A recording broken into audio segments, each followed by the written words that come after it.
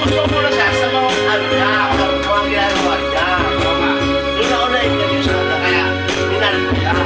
Eh ngayon, bakit kumain ka ng tae? Ibig sabihin na nga. Wala na siya. Wala na siya. Wala na.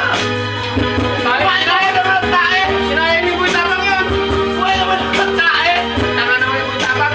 Tapos, kumain ka ng spaghetti.